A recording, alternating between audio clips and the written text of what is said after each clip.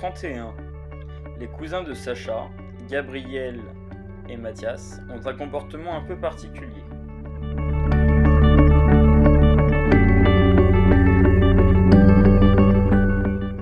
Les 3 premiers jours de la semaine, Gabriel critique Sacha sans penser ce qu'il dit.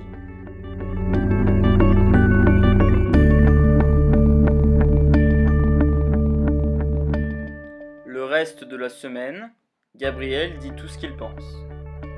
Quant à Mathias, il chante les louanges de Sacha le jeudi, le vendredi et le samedi sans en penser à un mot. Le reste du temps, il dit ce qu'il pense. Aujourd'hui, Mathias a été critique envers Sacha, alors que Gabriel, lui, a dit tout le bien qu'il pensait de ce dernier.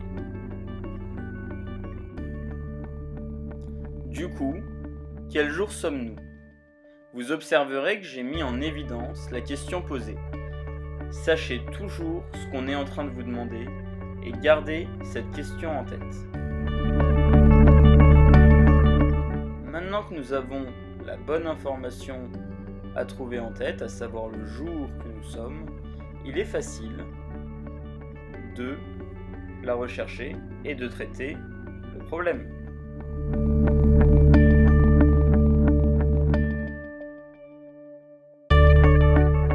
Information 1. Je vois que lundi, mardi, mercredi, Gabriel ment. Aujourd'hui, nous savons donc que nous ne sommes pas un jour où Gabriel ment. Nous ne sommes pas lundi, mardi ou mercredi, nous sommes donc jeudi, vendredi, samedi ou dimanche.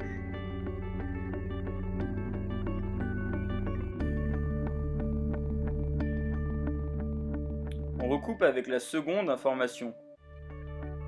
Comme Mathias chante les louanges de Sacha le jeudi, le vendredi et le samedi sans en penser un mot, et qu'aujourd'hui Mathias a été critique envers Sacha, nous savons qu'il a dit la vérité. Nous sommes lundi, mardi, mercredi ou dimanche. En recoupant les deux informations, nous savions que nous étions dimanche. C'était donc la réponse D.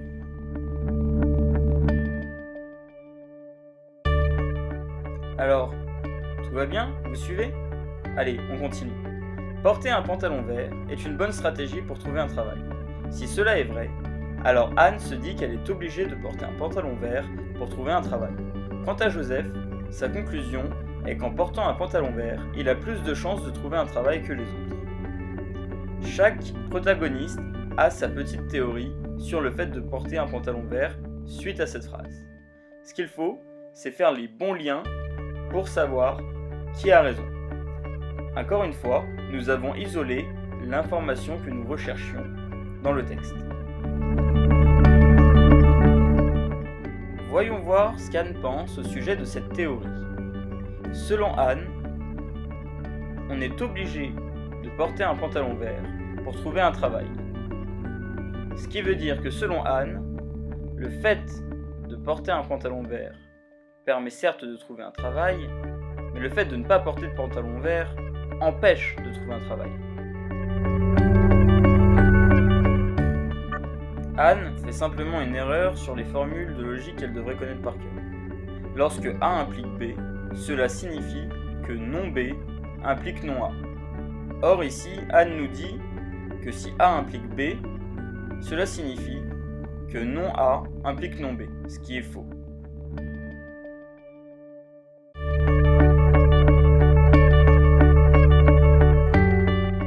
Passons à l'information 2, à savoir ce que pense Joseph.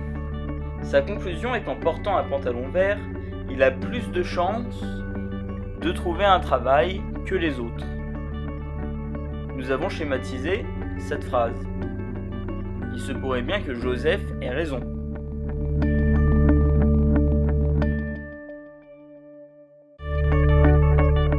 Joseph a en effet raison. Sa phrase est juste et reflète parfaitement la phrase que nous essayons de vérifier. Porter un pantalon vert est une bonne stratégie pour trouver un travail. Cela signifie bien que porter un pantalon vert augmente les chances de trouver un travail, et c'est ce que Joseph nous dit. Ibrahim, par contre, a tort, car il pense que porter un pantalon vert permet de trouver un travail à coup sûr, alors que ce n'est pas ce que nous dit la phrase. La phrase nous dit simplement que c'est une bonne stratégie.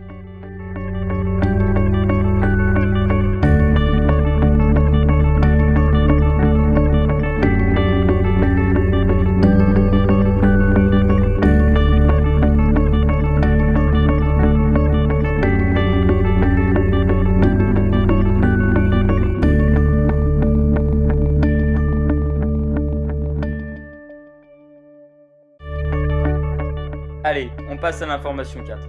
Yoon pense que porter un pantalon vert et trouver un travail sont deux choses qui sont extrêmement liées. En effet, si porter un pantalon vert est une bonne stratégie pour trouver un travail, ça veut bien dire que ces choses-là sont corrélées, sont liées. La bonne réponse était la E. Allez, on passe à la question 33. Lors d'une compétition d'escrime, 122 équipes s'affrontent. Une équipe finlandaise sera présente à chaque match joué à coup sûr. Combien d'équipes finlandaises participent à la compétition? Ça se passe bien sûr de commentaires. Il est évident qu'il y a au moins 121 équipes finlandaises. S'il y avait ne serait-ce que 2 équipes non finlandaises, il y aurait le risque que 2 équipes étrangères s'affrontent lors d'un match. Ce qui signifie bien que, pour qu'il y ait une équipe finlandaise à chaque match, il y en a 121.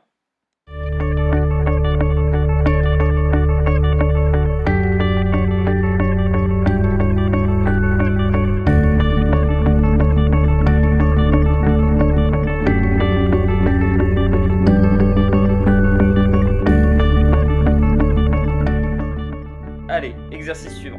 Sur ce genre d'exercice, habituez-vous à faire des tableaux. Ensuite, récoltez vos informations et cochez tout simplement les cases. Ici, il n'y avait pas de raison de faire d'erreur du moment qu'on avait le bon tableau. La bonne réponse était la réponse B. Ne soyez pas effrayés et prenez le temps de faire ces tableaux. Allez, question suivante. Jetez toujours un coup d'œil à vos réponses et gardez l'information recherchée en tête. On sait que Paola est moins riche que Zoé.